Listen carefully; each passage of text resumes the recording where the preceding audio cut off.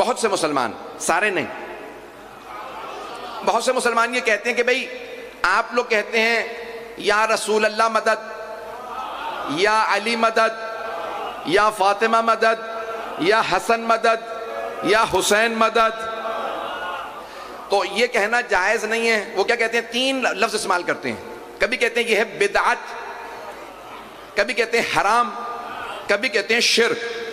بھئی یہ 3 ہی الفاظ ہیں ان کے پاس۔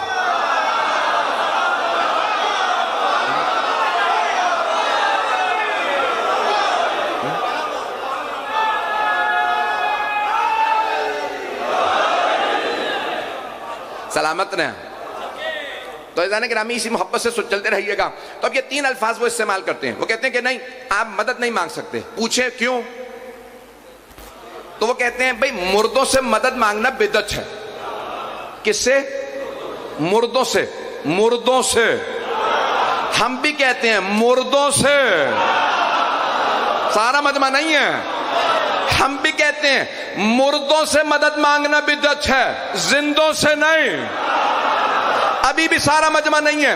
نہج البلاغہ اٹھائیے، مولا کائنات فرماتے ہیں بہت سے لوگ چلتے پھرتے ہیں، کھاتے پیتے ہیں، لیکن چلتی پھرتی لاشیں ہیں۔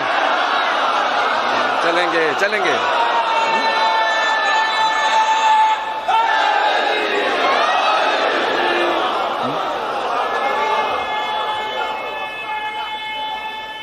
ممنون، سلامت۔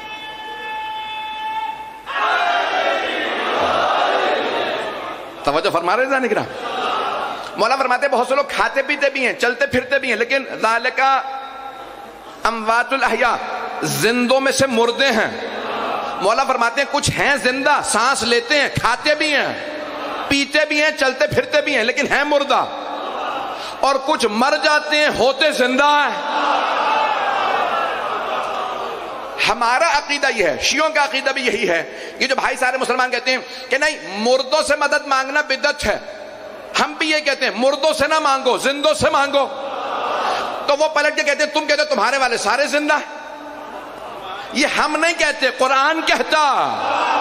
توجہ، اللہ فرماتا ہے وَلَا تَحْسَبَنَّ الَّذِينَ قُتِلُوا فِي سَبِيلِ اللَّهِ أَمْوَاتٌ بَلْ أَحْيَاءٌ عِنْدَ رَبِّهِمْ يُرْزَقُونَ۔